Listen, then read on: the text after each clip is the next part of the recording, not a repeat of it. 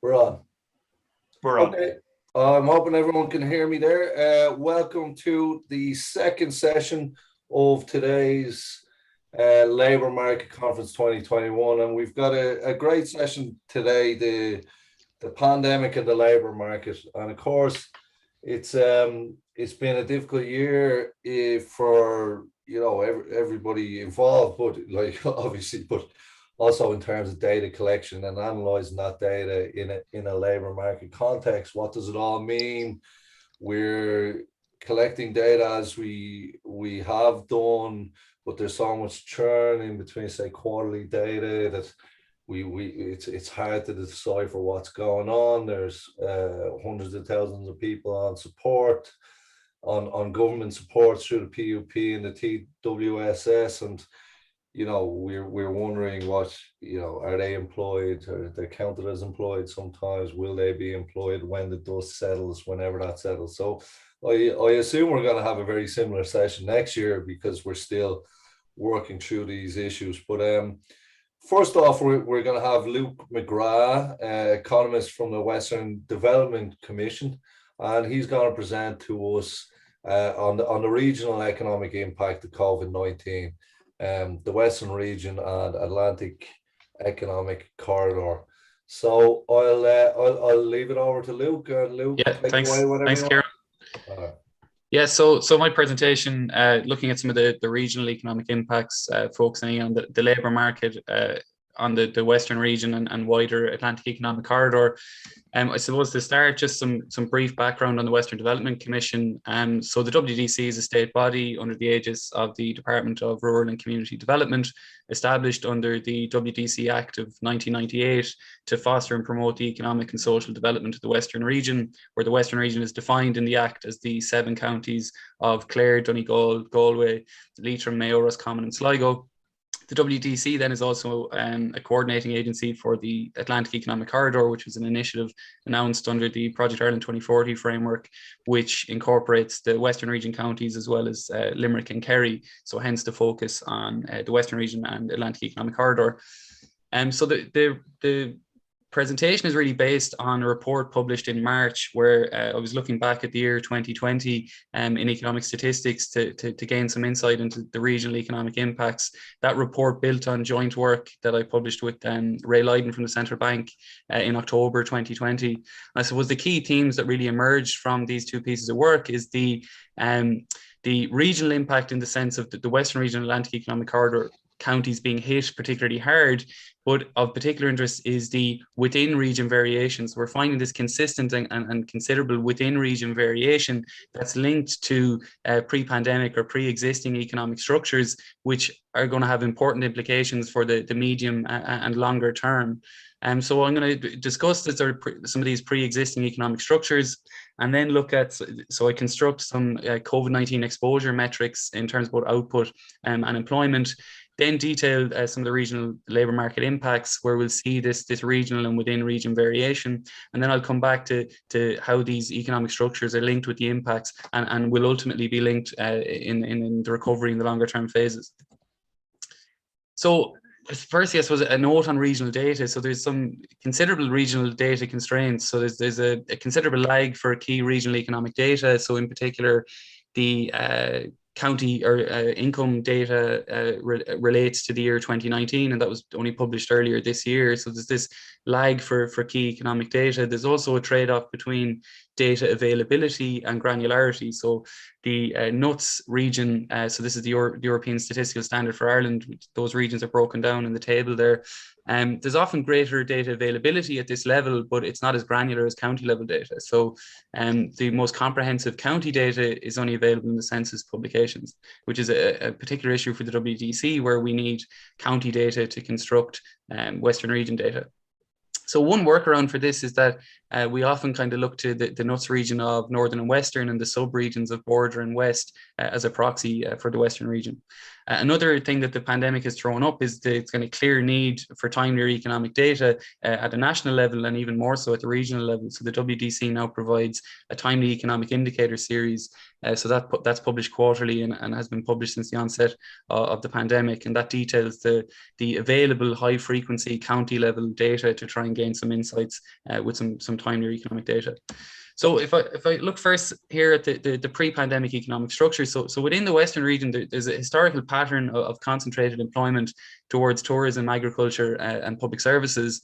And there's also this comparatively low share of employment in the knowledge-intensive services sector. So this is professional and legal, finance and insurance, generally kind of higher paid jobs in those sectors. There's also this distinct enterprise structure where the region is far more reliant on micro enterprises, very small firms, and self-employment as well. So for example, firms with less than 10 employees account for 34% of employment in the business economy, compared with just 16% in Dublin and 26% nationally. In terms of the structure of economic output, there's also this heavy reliance on public services. So 25% of GVA for the Northern and Western region is in public services, compared with 10% for the rest of the state. There's also a higher share of GVA in locally traded services, which is wholesale and retail, transport and storage, and accommodation and food, as well as construction and real estate. And another feature is this regional divergence from the last recession. So there's been a sluggish recovery in terms of income output and employment growth within the Western region. So the graph here on the right-hand side is showing the divergence in disposable income per capita from about the year 2011. So through this recovery phase, we're seeing this divergence feature. And one of the interesting facets of this that's highly relevant in the case of the pandemic today is this kind of duality of public sector employment. So I looked at the correlation between public sector employment share and employment growth between 2011 and 2016, the last two census periods, and find a strong negative correlation. So there's a constraint to growth. It's effectively showing a structural weakness in terms of private sector activity in the Western region counties, and this will come back to sort of some of the within region variation in the pandemic, which I'll come back to. So ultimately, this is acting kind of as a buffer in terms of safe, secure employment, but potentially a constraint for growth prospects. Onto some COVID exposure metrics. So I look at, so Daly and Lawless have a paper where they list sectors that they deem to be severely affected by COVID-19, and I couple that with the CSO breakdown of this sectoral breakdown of GVA. So the data there is the latest available data is for 2019. And what I find is that the Northern and Western and Midland regions in particular have a higher share of output exposure. So the Northern and Western region has about 35% of GVA in severely affected COVID sectors, compared to just 22% nationally. And this is driven by locally traded services, construction and real estate. In terms of employment exposure, there seems to be less of a gap here at the aggregate level. So like the AEC average is 30%, so is the national average, but this is hiding some considerable within region variation. So like outlier counties like Kerry, Donegal and Mayo have comparatively high COVID exposure. All three of those counties have comparatively high shares of accommodation and food service employment. So a county like Kerry, there's 35% of employment in severely affected sectors. And so these kind of within region factors translate into the trends in the COVID payments. So in general, the AEC and Western region aggregates are slightly above the PUP share of the labour force, above the national average, and the wage subsidy below the national average. But again, there's this within region variation. In particular, Kerry and Donegal as outlier counties with comparatively high shares of PUP recipients. So the graph here, the PUP on the right hand side is comparing May last year with May this year, where we see that obviously there's a lower share of employment or a lower share of PUP recipients, but the within region variation is still there. The trends really have been when the economy reopens, this variation subsides. So there's a convergence across the counties in the AC region to below or at the national average. And then when the public health restrictions have been enhanced, that we get this within region variation. And again, it's related to the employment exposure. On the wage subsidy, then I just have Kerry and Roscommon. So Kerry is the only county in the AC region that's been sort of consistently at the national average. The rest of the counties have been persistently below. And so there's a worry here in the sense that the AEC and Western Region counties have in general higher shares of PUP recipients and lower shares of wage subsidy recipients, pointing to potential medium or to longer term unemployment issues. And even on the wage subsidy, given the enterprise structure is a far greater reliance on smaller firms and a greater reliance on accommodation and food. So a lot of the flows from the PUP onto the wage subsidy have been in the accommodation and food sector in the AEC counties. This leads to an even greater risk than might be observed at the national level. We also see some regional variations in terms of COVID-adjusted unemployment rates. So looking at unemployment here, the CSO do provide national COVID-adjusted unemployment rates, but they basically assume that all PUP recipients get deemed as unemployed. And this is obviously a large assumption to make. So the CSO note that this isn't official estimates and rather should be interpreted as a kind of upper bound estimate of the unemployment rate. And so I follow that kind of a similar approach to CSO to get at some regional estimates at the NUTS regional levels. So it's the average number of PUP recipients taken from the weekly live register series. I add that to the labour force survey numbers deemed officially unemployed, and then that gets divided by the labour force for each quarter, again from the labour force survey. And so again, an issue with the granularity here is, okay, so we have the available data at the regional level, but that's going to hide some of the county characteristics. So like the Southwest here is going to include Kerry and Cork, and it looks like kind of comparatively low unemployment, but that's kind of Cork is kind of washing out Kerry in there. What we do see is the border region typically holding higher COVID-adjusted unemployment rates, peaking at 35% in Q2 2020 compared to a national average of just below 30%. An alternative labour market indicator is the job loss rate, which tries to provides an indication of kind of re-employment possibilities. It's the number employed from the labour force survey in each quarter divided by the average number receiving the PUP. And again, the sort of similar border region typically holding the highest job loss rates, peaking at 31% in Q2 2020 compared to national average of about 26%. And so the structures are linked with the impacts and also the recovery. So here, the graph here is looking on the x-axis of the share of the labour force receiving the PUP. So it's the average between March 2020 and May this year. And on the y-axis is the share of employment. So it's basically the employment exposure metric that I discussed earlier. And so we find this strong positive correlation between COVID-19 employment exposure and the PUP share of the labour force. So Pearson correlation coefficient of 0.7, so a strong positive correlation there. And this is helping explain within region variations. Why is a county like Donegal or Kerry different to counties like Roscommon and Sligo within the same kind of region? Well, it's related to the share of employment in these affected sectors. So it's pointing to the potential for this regional and within region medium term unemployment variation. So if these levels of non-employment translate into unemployment, it's pointing to regional variation. And it's pointing to COVID exposure explaining the kind of initial impacts. And so given the stylized facts that are there and the COVID exposure metrics, it's unsurprising that the kind of AEC and Western region counties have been hit comparatively hard. But this may not determine the longer term impacts because that's more related to these pre-existing economic structures as well. So if you take counties like Roscommon and Sligo, they look to be comparatively less impacted than Kerry and Donegal. But a big part of that story is that Roscommon and Sligo have amongst the highest shares of public sector employment in the country. So this is acting as a kind of as a cushion to the blow of the COVID shock, but this may constrain the COVID recovery phase. Particularly if, as in the case of the last recovery, there was a moratorium on public sector employment. So it's down to this structural weakness of private sector activity in those counties. So in terms of some concluding remarks, so the regional dynamics of the COVID-19 shock are influenced by pre-pandemic economic structures, and indeed those pre-pandemic economic structures are going to be important in the determination of the longer term impacts.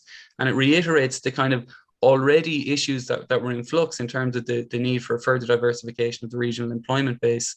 And there's some potential opportunities here, of course, with the adoption of remote working and potential opportunities in terms of this transition to the green economy. And an important regional issue here is the need to avoid a repeat of the sluggish recovery from the previous recession. And in terms of some policy papers, we have recently made submissions to the NDP's review to renew and the National Transport Infrastructure infrastructure framework. And that's largely related to infrastructure. And so the WDC is continually being arguing regional growth is dependent on infrastructure, as well as the three E's of education, enterprise, and employment. I'll just finish up by encouraging everyone to sign up to the policy team's insights mailing list here. So we do a regular blog if anyone's interested in signing up to receiving that. So thanks everyone for attending, and happy to take any questions.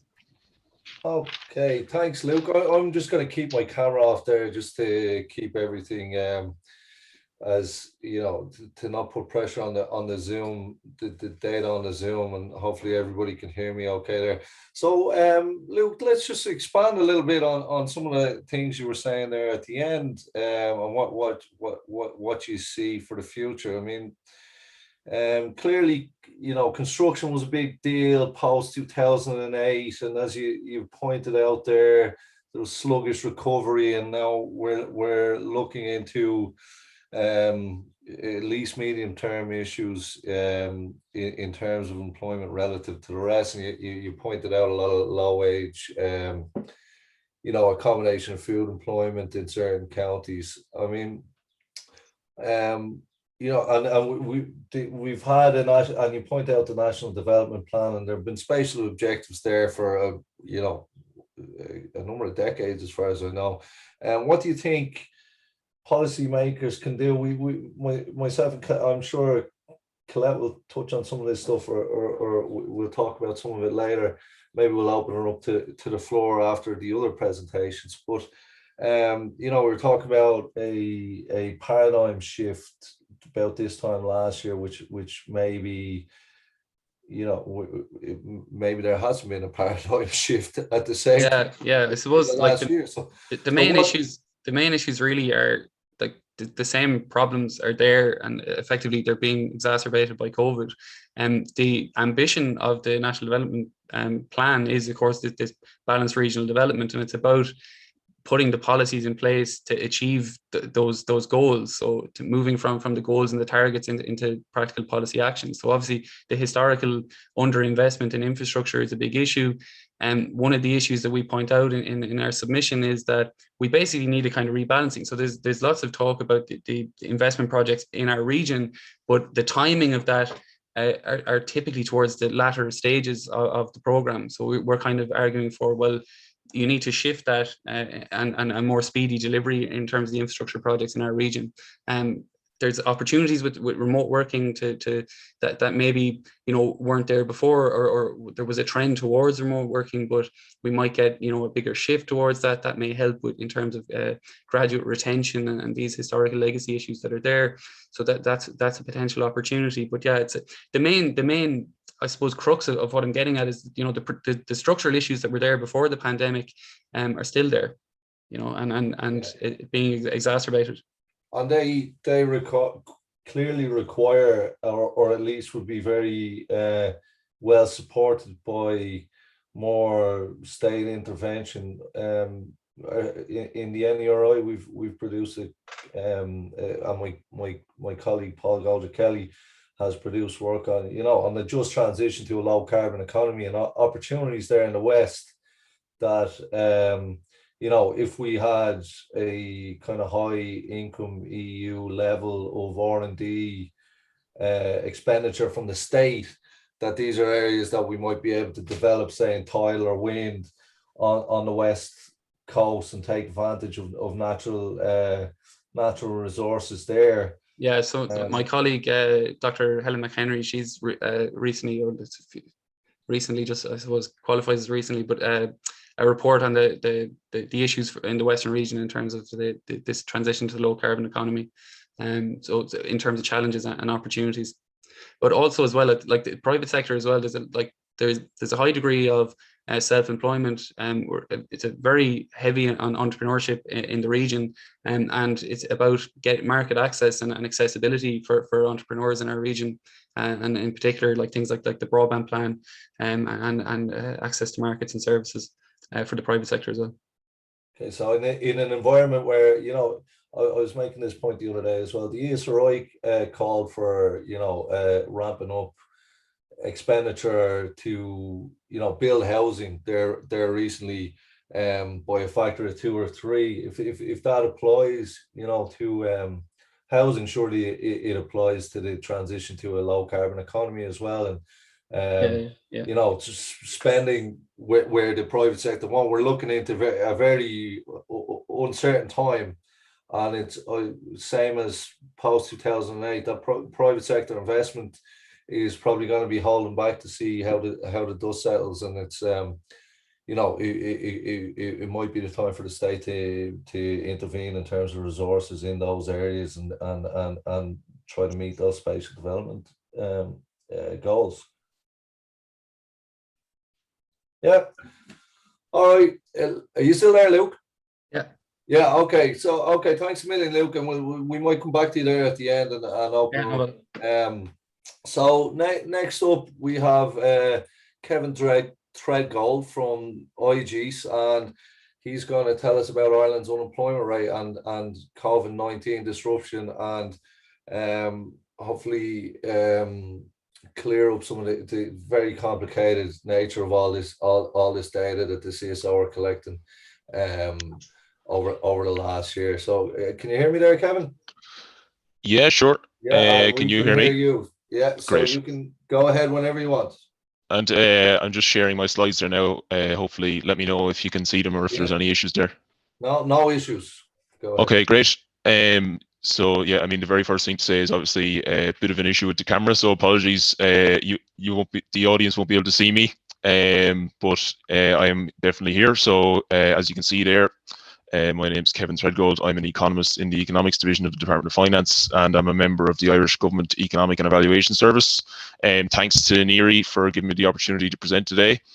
And before I start, I just want to quickly thank my colleagues and my former teammates in the macroeconomic analysis and forecasting team in the economics division. I've moved to the fiscal analysis team since I published this work, but particularly Mike Fahey and Brendan O'Connor for helping me carry out this work last year, and Patrick O'Brien and Matthew Allen Coughlin for helping me update the data I'll present today. So I'm here to present on my contribution to the department's Economic Insights publication from January of this year, a new series of sort of high frequency concise pieces of analysis looking at economic developments during the pandemic. So my contribution to the publication from January this year was on the topic of Ireland's unemployment rate and COVID-19's disruption. And as Kieran says there, it's basically looking at these new statistics that have been brought in by the CSO and the sort of details of those. So as an overview, first I'll briefly discuss the motivation for the work. Why did I do this? Before taking you through the impact of the pandemic on the headline measures of the labour market. Then I'll discuss the CSO's new COVID-adjusted series that have been brought in, some new data that the CSO have provided as part of the recent extra releases in the labour market area, particularly alongside the Labour Force Survey.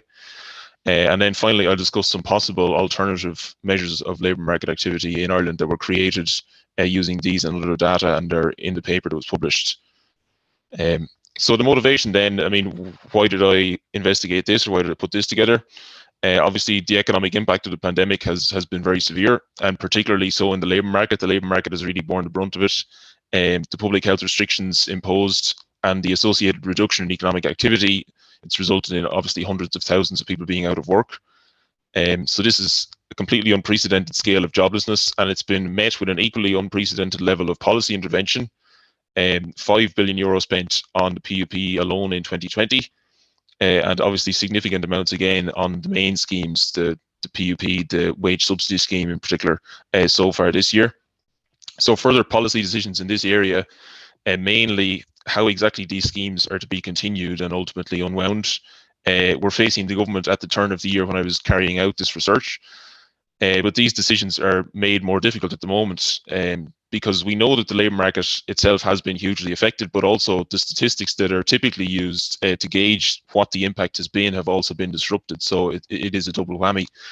And all of this means that there's currently a lot of uncertainty surrounding something like the unemployment rate. And as an analyst working in the department, it's much more complicated for me to answer the question for policymakers of, what is the number? What is the unemployment rate? What's the level of employment? At a time when the need to have that knowledge is actually greater than ever. So what has the impact of the pandemic been on the headline labour market measures? I'm sure many of you will be familiar with this already. So, as I say, the labour market has really borne the brunt of the impact. The extraordinary take-up of the new income support schemes really demonstrates how many livelihoods have been directly affected. So, it's at the peak well over 1 million people, which was obviously completely unthinkable pre-pandemic. And it's clear that the impact moves in waves linked to the level of public health restrictions. You can see there on the left, prevailing at the time. There's very high volatility within even one quarter, which obviously makes forecasting very challenging. And most of the movement it's visible in the PUP, the green part at the bottom there. And of course, there are flows of the recipients between the schemes. Say, when restrictions ease, there can be quite a large movement from PUP to the wage subsidy scheme. That's not really reflected in the aggregates. The lower quarter. Kevin, sorry to interrupt you. The slides don't seem to be moving, at least on my visual here. Okay. You're just on your title slide. Okay, you're still on the title slide. I think we could see it there if you. Okay. I'll just share. I've come out of the sharing the screen, but I'll share it again now. Okay, how does that look? Yeah, I think we can see the chart you're referring to now. Great, that's great. Thanks. Yeah, I'll go full screen, and if that comes up again, just let me know. Okay, I'll go ahead. So, obviously, the official releases come out at a quarterly frequency, and that's something that counts against them in the pandemic, given how volatile it is. But it's also clear that they don't fully reflect what's going on. The unemployment rate was about 4.9%, about 5% in the second quarter of 2020, which was virtually unchanged from the end of 2019, when the labour market situation was obviously very different. And then it jumped to 6.5% in Q3. July, August, and September, as the PUP numbers were falling steadily. And with the green bars, you can see the total employment did fall, but it was only by around 80,000 in Q2, 30,000 in Q3, and 55,000 in Q4. So you can see really that the standard measures don't really capture what's going on. It's supposed to be a new slide, so hopefully you can see that. If not, let me know if it's still the same, the previous one. Yeah, well, you're not moving there again. Otherwise, I'll carry on. Sorry, Kevin? Yeah. Do you by any chance have two screens in front of you? Oh, you don't? No? No. It's just the one. You're just sharing your full slide screen rather than the full screen itself? Okay.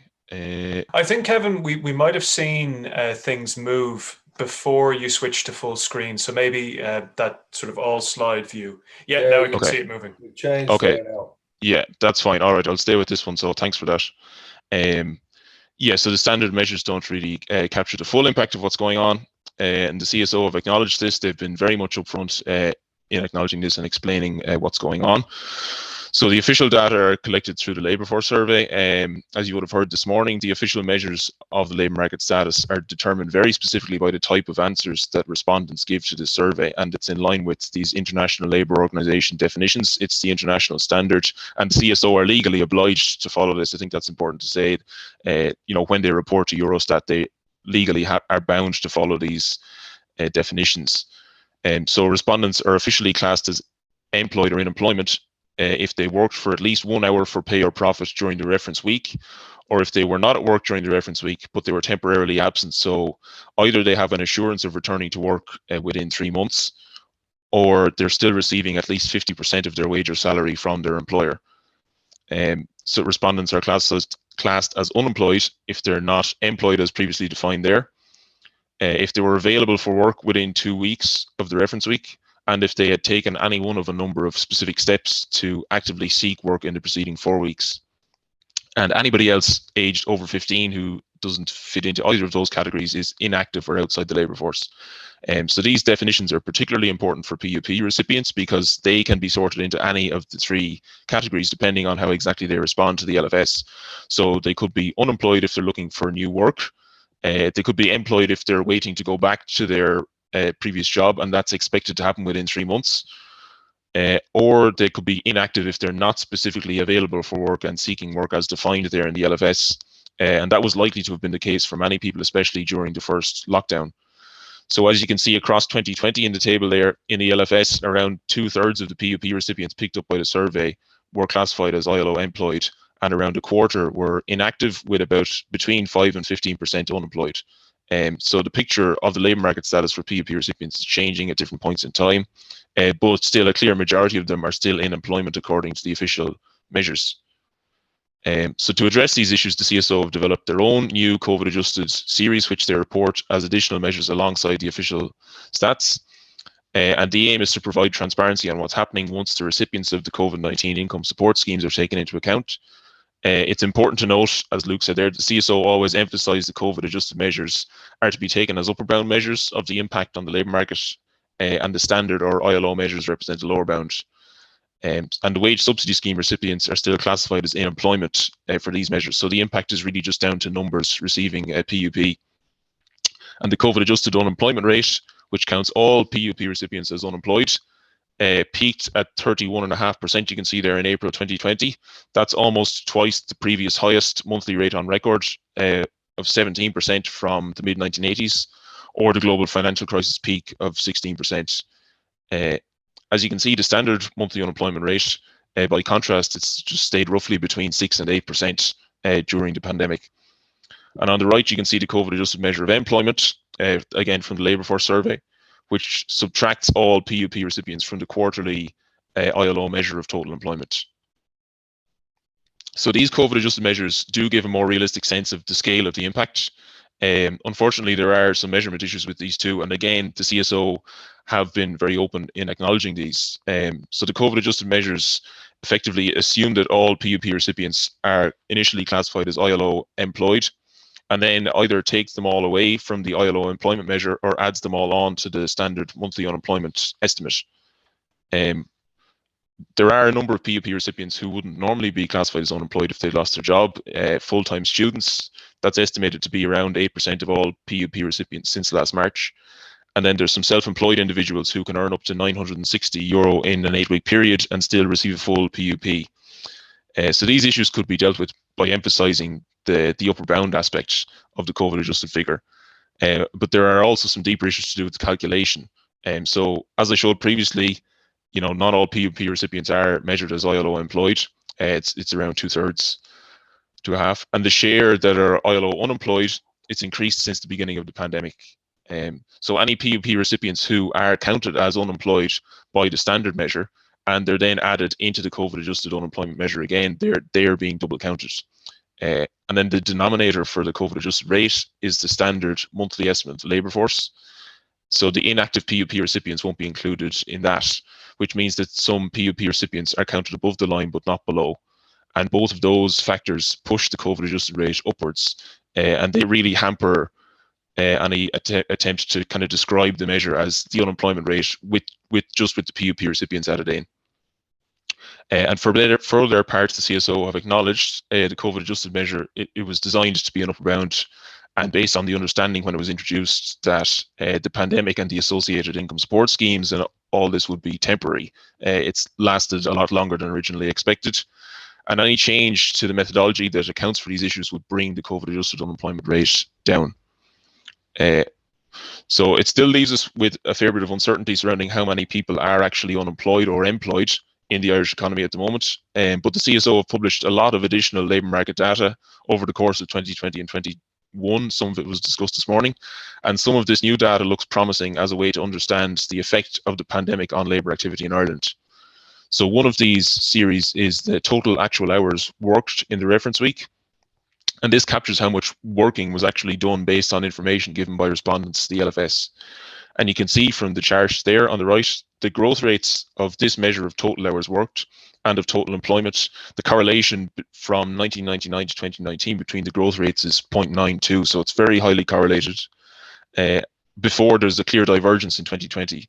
The measurement issues I've discussed affect the employment series, but not the hours worked series. As you can see on the left then, the year-on-year changes in hours worked in 2020 were in line with the movements in consumption and to a lesser extent modified domestic demand, and they were substantially larger than the measured headline fall in employment. So I'll finish up then by going through a couple of ways introduced in the paper that was published to slice this data and explore the impact on employment and unemployment. So the CSO have published They've also published data on the number of people who are employed but temporarily away from work, which you might recall from earlier. So this includes people who are away from work for various reasons, but in the current situation, it should capture PUP recipients who are classed as employed by the ILO measure.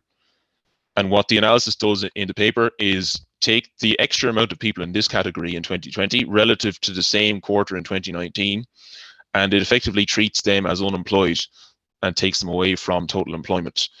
So when total employment is adjusted that way and compared to total employment from 2019, the growth rate in that adjusted series, it's minus 21% in Q2, minus 5 in Q3, and minus 8 in Q4. So you can see in the chart, it basically matches the movements in total hours worked that I just discussed. So adjusting employment using this measure, it gives us a trend in employment that follows the trend in hours worked, which was the case pre-pandemic. And then it also follows the trend in consumption during the pandemic.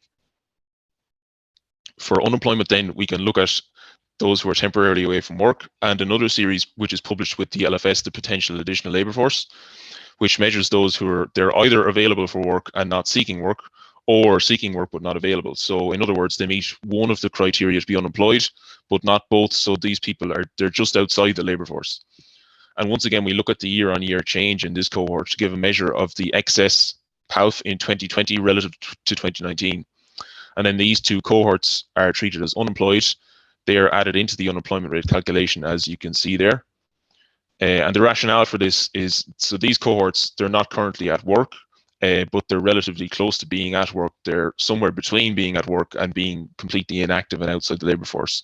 So the idea is that this is a reasonable proxy for unemployment.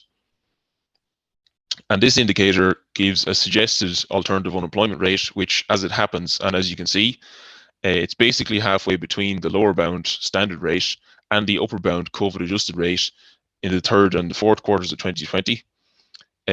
It's important to state these alternative measures have some caveats which should be taken on board.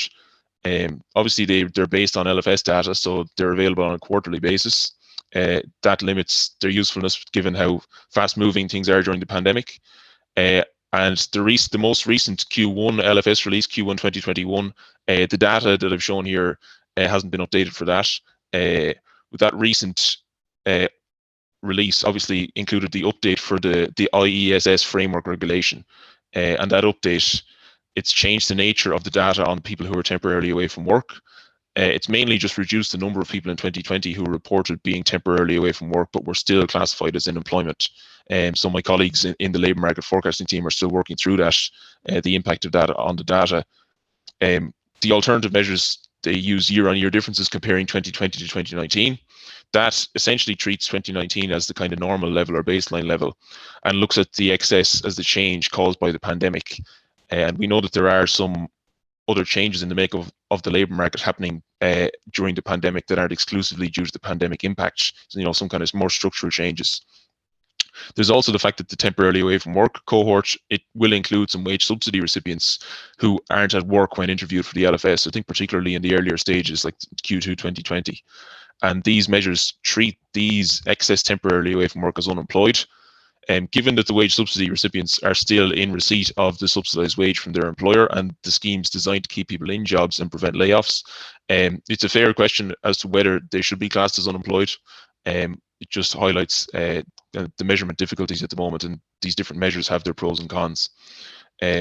So to conclude then, the pandemic, it's obviously caused severe disruption to the Irish labour market, and also to the statistics that would typically be used to measure and analyse it, particularly the labour force survey.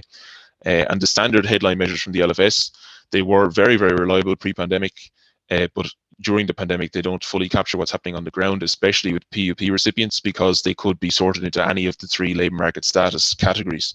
And the majority are still measured as being in employment. So the CSO COVID adjusted series developed to address this. They have measurement issues of their own, so not all PUP recipients are ILO employed as they assume. The additional LFS data on actual hours worked and those who are temporarily away from work, they do show promise as measures of the situation on the ground in the labour market. And based on some alternative measures put together using those data, the underlying unemployment rate in the economy, it's unknown, but this alternative indicator suggests that it might have been roughly halfway between the upper and lower bounds in the second half of last year. And obviously, it's a very active and evolving area. These issues are still there, and there's a lot of further work that's needed and a lot of further work ongoing. Colleagues from the CSO this morning, and I know my colleagues in the Economics Division in the Department of Finance and many others as well are continuing to look at this. But that's all from me. Thank you for listening, and I'm happy to take any questions. Okay, Kevin, thanks a million for that. That was great. That's extremely difficult undertaking. I'm in the middle of some of that data myself. One thing that struck me as I was looking through it is that the official long-term unemployment rate has hardly moved. And what I wonder, as we kind of look into the dust settling, we're going to be looking into active labour market policies, and long-term unemployment kind of comes into that in terms of a lot of these programs want to help people that are further away from the labour market. So what struck me is if PUP recipients over the year who've not been officially classed as unemployed, if they have been out, if they've been really out of work since whatever Q2, Q3 2020, they will be long-term unemployed. We're going to have, or at least I'm framing this as a question: is there going to be a big jump then in long-term unemployment rates? There could well be, yeah. I mean, it's something that's kind of been clear, I think, since the beginning of this, that at some point when these schemes cease to be, given the idea is that there's kind of emergency measures during the pandemic, whatever kind of shape the social welfare system takes after this, I think the actual pandemic unemployment payment or the sort of employment wage subsidy scheme as it is now, they won't exist in exactly the same format. And ultimately, based on engaging with the CSO on this, there will be a reversion to the kind of ILO classification. So, we were expecting that last year when we were working on this. I think colleagues in other institutions were as well, that when the schemes end, you will see an increase in the official unemployment rate, and you may well see an increase like that in the long-term unemployment rate as well, which you'd expect to see. I mean, I was kind of checking over some stats yesterday on this, and you can see there's quite a large increase in short-term unemployment, given that it has only been around 1 year, and obviously long-term unemployment is a year or more. So that was something that was seen, during the previous crisis in kind of 08, 9, 10. There was a big tick up as the years went by in the long-term unemployment. It obviously wasn't immediate. To answer your question like that, we may well see that in these stats, that there'll be an increase in long-term unemployment, towards the back end of this year and next year. I'd imagine, sorry to cut across there, Kevin, but just relative to 2008, there was also what we like to call the pressure valve of emigration, which may not be an option this time. So it's kind of worrying. It may be more worrying than to phrase it that way than the previous crisis. Yeah, you're right about that. That obviously the restrictions on international travel really changed the picture in that sense. That it's not. I don't think we're going to be likely to see sort of really large gross flows in either direction of sort of lots of people moving away or lots of people coming in. There's quite a few aspects in which this crisis is quite different from the previous crisis. So there's obviously that aspect of the public health restrictions, but certainly a positive aspect is that there weren't the same sort of imbalances built up before the crisis. So obviously, the sort of financial sector impacts of what happened in 2008 and 2009, and the sort of imbalances, the external imbalances for the Irish economy, they aren't really present to the same extent this time. So the extent to which there's going to be sort of demand there to support the return of economic activity, particularly in the sectors that have been worst affected by the restrictions, the more domestic facing sectors and the employment intensive sectors, where a lot of people who are worst affected by this, a lot of the PUP recipients would be in retail and in hospitality and in the kind of tourism and leisure and arts sectors would be working. There should be, robust enough demand there to bring those sectors back. I mean, obviously, the exact scale and the pace and the extent of all that, it's the big unknown, and it will be dependent on the success of the vaccine rollout and the public health measures and all that. But you're definitely right to point out that that's a key difference, of this compared to any other sort of crisis, is that the sort of safety valve of emigration probably won't be there to the same extent.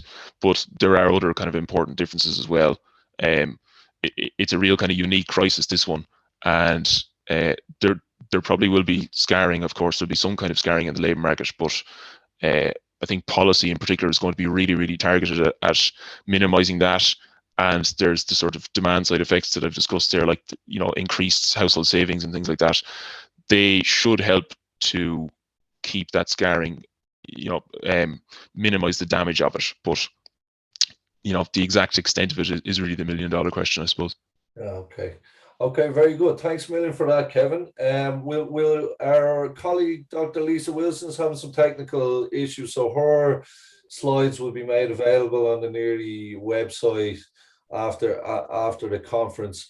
Our next presenter is Colette Bennett from Social Justice Ireland, and she's in and around the same data there. Her presentation is called A Post-Pandemic Unemployment, an Analysis of Estimated Additional Unemployment Post-COVID. A very difficult topic to undertake. So I'll leave you away there whenever you're ready. Colette, can you hear us? And we can see you, yeah? Great, I can hear you. Can you hear me? Yes, go Lovely ahead stuff. whenever you're ready. Okay, let me just get the slideshow up and running. The joys of online stuff. Can you see that? Yeah, it's starting to share screen now. And We still don't see it though. 1 second. There we are. We have it. You have it. Perfect. Okay. So yeah, it is looking at very similar data to what Kevin was looking at as well. And so, and it's about the specific kind of additional data that the CSO were publishing. So we know that throughout the pandemic, the labour force survey had these additional pieces, just looking at special questions in receipt, or sorry, for those in receipt of COVID-19 income support payments, either the PUP or the employee wage subsidy scheme or the employment wage subsidy scheme. And it looked at results from the final 3 months of 2020 to the question asking all individuals whose employment was impacted by COVID-19 if they expected to return to the same job. Now, Kevin discussed the ILO classification in his presentation in relation to what is and what isn't classified as unemployment. But due to the nature of the pandemic, it's not possible to apply the definition to people whose employment had been affected by COVID-19 because there wasn't available work during periods of restriction particularly. So what we're looking at when we talk about potential or estimated additional unemployment is taking the self-reported data on expectation of return to work as reported in the CSO Labour Markets Insight Bulletin Series 5 that was published earlier this year. And we assume that all those who reported who report as not expecting to return to work will meet that ILO classification post-pandemic if they don't take up another position. So moving on then, if you can see my next.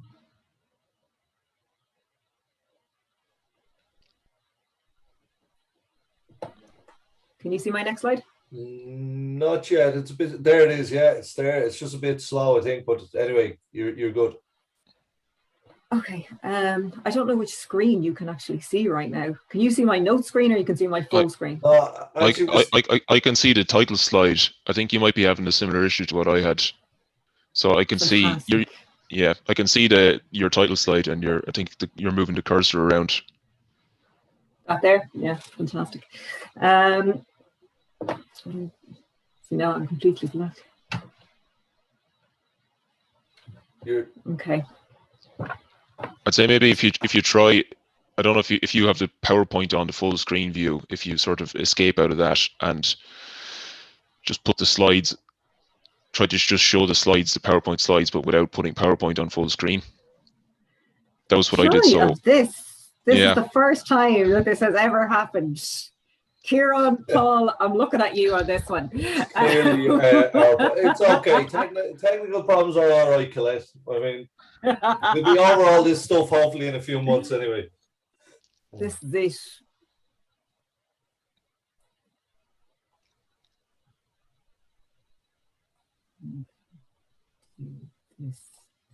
Okay, something happening there. You can still see my title slide.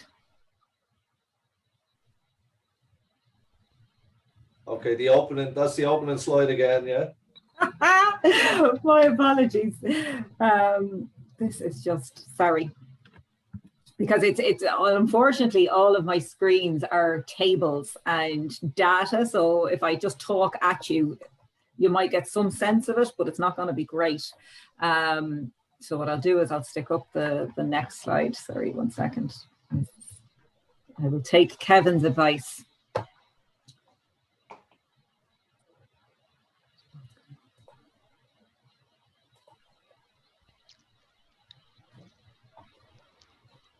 Does anybody know any songs they could sing while we're doing this? Or?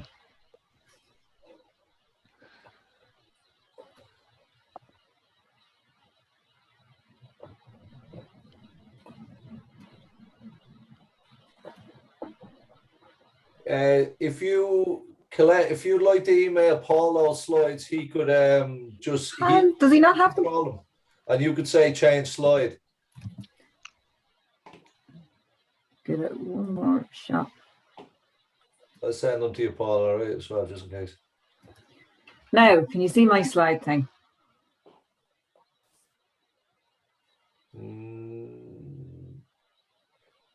It says you've started screen sharing, but we're not. Hold on there. Yes, there we go. That's perfect. That's perfect. Okay, brilliant. Okay.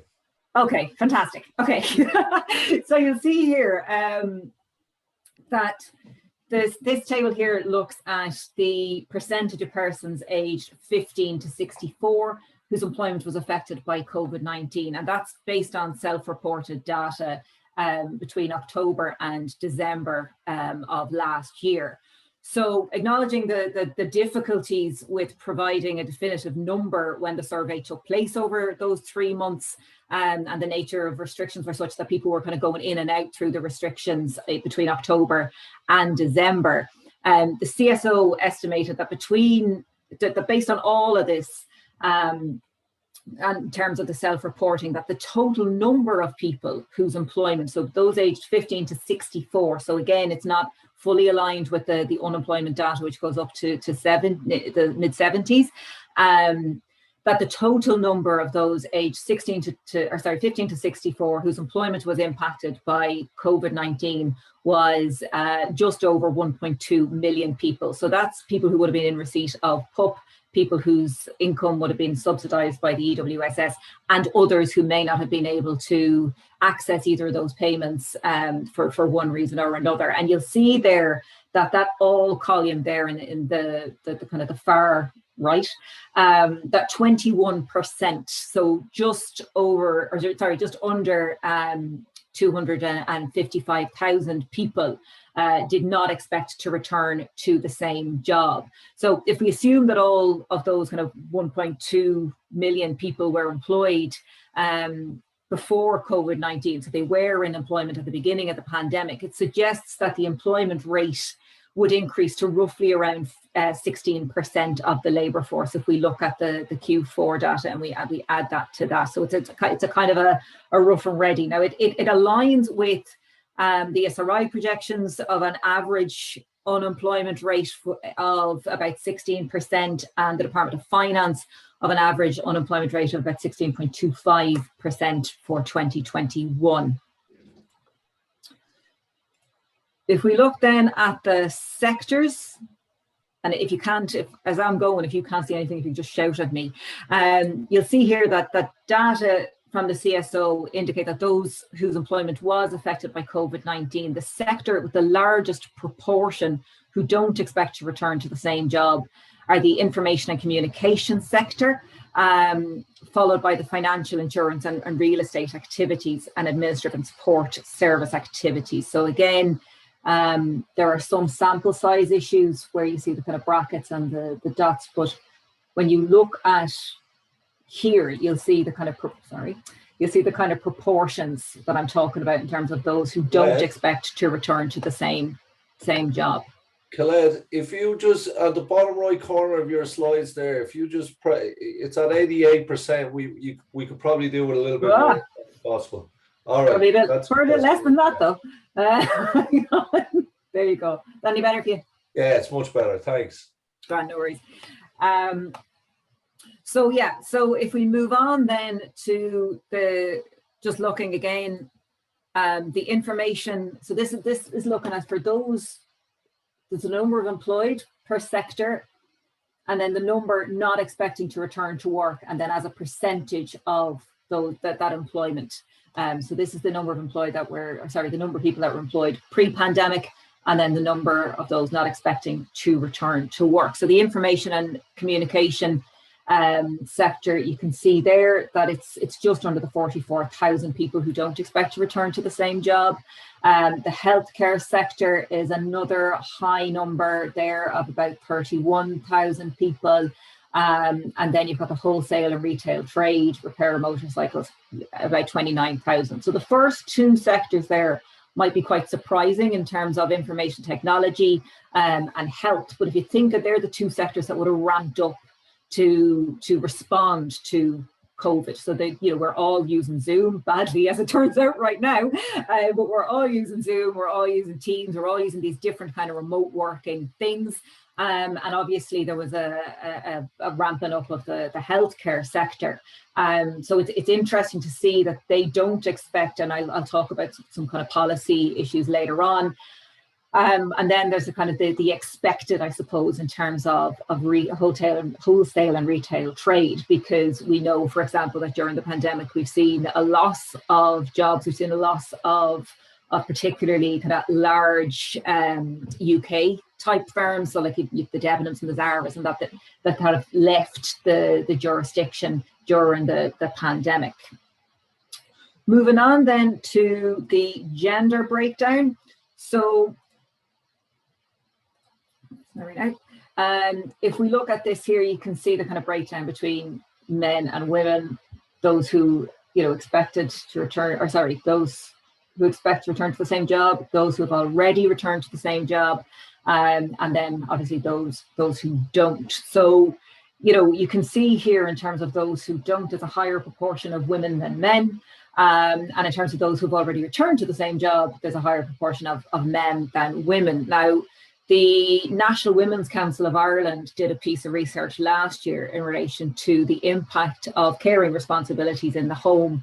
And what they found was that much of the additional caring work was undertaken by women. So 85% of women who responded to that survey said that they were the ones that undertook or that increased their caring responsibilities. And as I said, you see here, in terms of the overall impact, just over 50% of those whose employment was impacted by COVID were men, so 50.8% compared to 49.2% of women. So that equates to about 623,000 men and 603,000 women. However, notwithstanding that and the lower proportion of women, the lower number of women who's had their employment affected, a higher proportion of women didn't expect to return to the same job after the pandemic. And in fact, there's a difference of 8.5 percentage points in the proportion of men and women who don't expect to return to the same job. While, as I said, over half of men whose employment was impacted had already returned to work or returned to the same job at the time that this was undertaken, this survey. So, in terms of the number here in the no section, for real people, that equates to just under 105,000 men and 152,500 women. So there's a disproportionate impact, and I hate to be the token female on the panel, but there's a disproportionate impact, as there always is, on women when it comes to the caring responsibilities. Moving on then to age groups, and we know that younger workers have been disproportionately affected. You know, and then when we talked about the sectors, and both of the previous speakers talked about the sectors that were involved, it tends to be younger workers, tends to be more precarious employment. So you can see here, you know, between those aged 15 and 24 and those aged 25 to 34, it's a relatively high proportion in terms of those whose employment was impacted.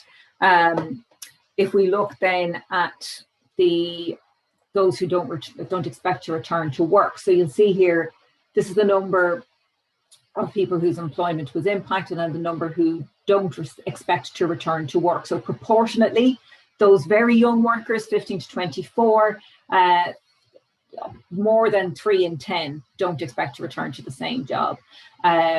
Almost a quarter of those aged 25 to 34. Then it tapers down a little bit for the next 3 age groups and goes back up for the older age group. So those kind of pre-retirement workers, aged 60 to 64, almost 21% of those whose employment had been impacted didn't expect to return to the same job. So that leads, you know, obviously there's a real need to do something on the youth unemployment side, particularly to kind of manage what could be a scarring effect if it becomes a long-term youth unemployment crisis.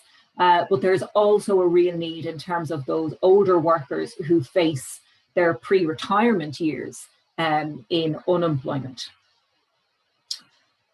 Moving on then to the regional piece, and you know, there was some obvious engagement, and I liked the shameless plug earlier on about the policy brief for the WDC, and I will be signing up to it. But just looking in terms of the overall regions of all the NUTS 3 regions, and you can see them down here. The table here sets out the proportion of those whose employment has been affected and the expectation again of return to the same job. So you'll see Dublin is the region with the most employees affected, that had 414,000 employees affected, and it has the highest proportion of respondents who don't expect to return to the same job at 26.3%. The border region, just over 88,000 people had their employment affected, and the region with the lowest proportion of those who don't expect to return to the same job at just 13.5%. The Midlands region then had the lowest number of people affected, with 18.2% not expecting to return to the same job.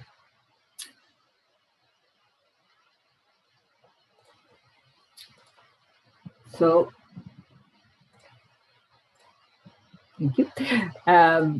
So, you know, if this group that don't expect to return to the same job, if they have difficulty finding work, it will have a significant impact on the unemployment rate in all of those regions. So every region would see at least a doubling of their unemployment rate, and then obviously Dublin would be hardest hit there with a rate of 21%. So that there's a severe regional impact. Now, what that says, you know, in terms of if we think about what happened post the 2008 crash, and we saw the Social Justice Ireland did an employment monitor during that time, and it looked at trends in terms of returns to work and returning sectors. And we noted at the time that there was a faster return to employment by the kind of the eastern side of the country, so Dublin and the surrounds and the kind of the eastern seaboard saw a much quicker recovery. And I say that using the kind of bunny quotes, because when we look at this, we have to question just how sustainable the jobs that were created post-crash in 2008 actually are.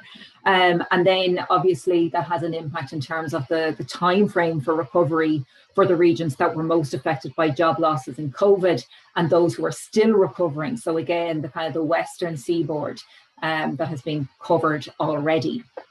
So moving away from the tables to, the more attractive of my slides, we go to policy responses. And so in terms of the sectoral responses, what we would be advocating for would be, the resource of upskilling of those who are unemployed and those who are at risk of unemployment, through integrating training and labour market programmes, the launch of major investment programmes focused on prioritising initiatives that strengthen social infrastructure, so school building, public housing, infrastructure that is actually creating a much more sustainable society. And we had an interesting input into our budget choices launch yesterday, where someone was suggesting, like one of the people who were in the room were suggesting that maybe we move away from things like building major roads and highways and look to much more regional development. And this is something we've been advocating in Social Justice Ireland for quite some time, and others have too, in terms of making sure that we're preserving and protecting and regenerating rural and regional economies by doing the kind of regional building. So looking at what is needed to build more sustainable communities. Then in terms of the policy responses around gender, and again, just based on the fact that the data is presenting it, and the data by us and others, certainly the Women's Council as well, that we need to address, policies, to address the obstacles faced by women when they're returning to the labour force in terms of care, subsidised childcare, particularly state subsidised childcare, in terms of bringing people into that sector, the provision of a living wage, creating flexible employment for women. For example, I'm here talking to you today. My 2 children could wander in at any time, and it's a matter of trying to work around them. But to have that flexibility to do that is a really important thing for me, and certainly will be for other women who are working. And then obviously the provision of information and training. Then in terms of age-related policies, and I referenced the fact that obviously youth unemployment is a worrying trend here, and we need to definitely include greater initiatives around education and literacy, as well as retraining and apprenticeships, invest in the human capital schemes, but also in terms of older workers, invest in traineeships and make sure that the action plan for apprenticeships is clear in that it's expanded to all age groups, that it's not limited in terms of applicants. Then just in relation to the regional policies, again, invest in upskilling and lower skilled workers in the regions, and make sure that we're investing in regional developments as well, so that we're creating more long-term sustainable regional economies, as opposed to just building and leaving. Focusing investment in education in relation to kind of low skilled jobs and those who are unemployed in rural areas, and invest obviously in the rollout of decent broadband, which is absolutely critical as we move towards, again, kind of, there'll be certainly some element of remote working into the future.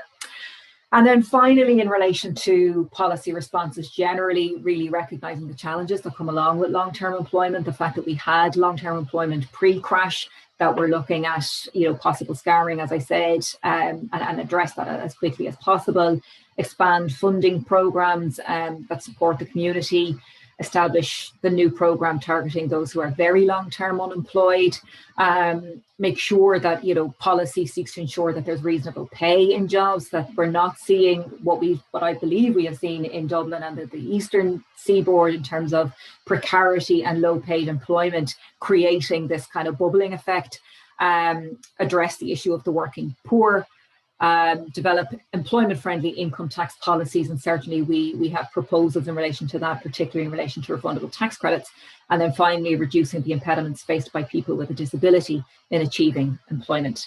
And with that, and all the technical issues that go with it, just thank you very much. Thanks, Colette. That's a great presentation. It's just some of the things that struck me there about the sectors in which workers expect not to be going back. It was IT, correct me if I'm wrong now, it was IT, finance, real estate and insurance, and then there was professional scientific as well. And as far as I remember from my own work, they are the 3 top paid wage sectors out of 13 in the entire economy. So is there any kind of feel, you're hearing rumors, I'm not even sure if they're rumors, that, Facebook is going to allow workers, our IT sector does import a lot of the skills from abroad, and Dublin is becoming a less attractive place, especially if it's shut down for the likes of these workers who want to come over for 2 years and go.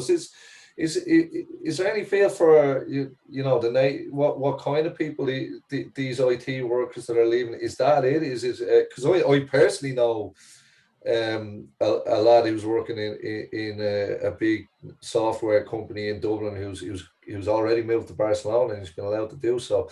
So is there kind of a feel for that if that's what's happening, or is it maybe moving to countryside, and what are the implications then for revenue and demand, and then even demand for housing and rent and stuff like that? Yeah, I think there's a couple of things to it. I mean, it's like everything in relation to policy. There's a couple of things that's going to contribute to it. It's not going to be down to just one particular issue. I think in terms of the potential job losses around the IT sector and the healthcare sector, so they were the highest, like 44,000 and 31,000 respectively. I think part of that is the fact that they ramped up. So, there probably wasn't an expectation that it was going to be a long-term job anyway. And then there is that thing around, like where I live, we've got Ericsson quite nearby. I'm down in Westmeath. And they're allowing all of their staff to work from home, to work remotely. And there isn't any discussion around when they might actually come back into the office. Certainly Google seem to have been doing the same, Facebook. So that obviously then, it's two things. It allows workers to move wherever they wish. So like your friend in Barcelona, but it also allows the companies to buy in from wherever they want.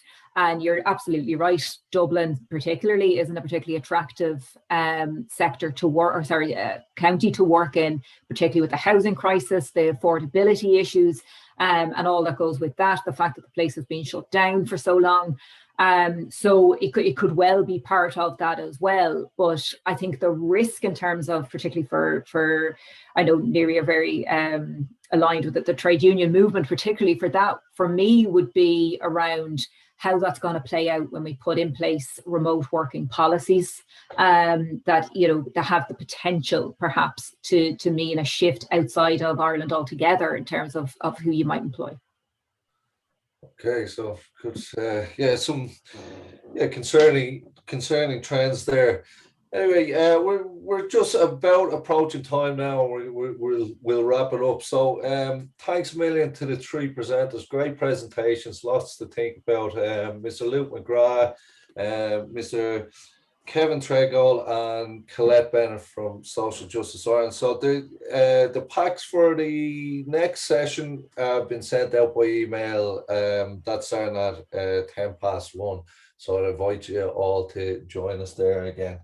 Okay, thanks a million. All the best.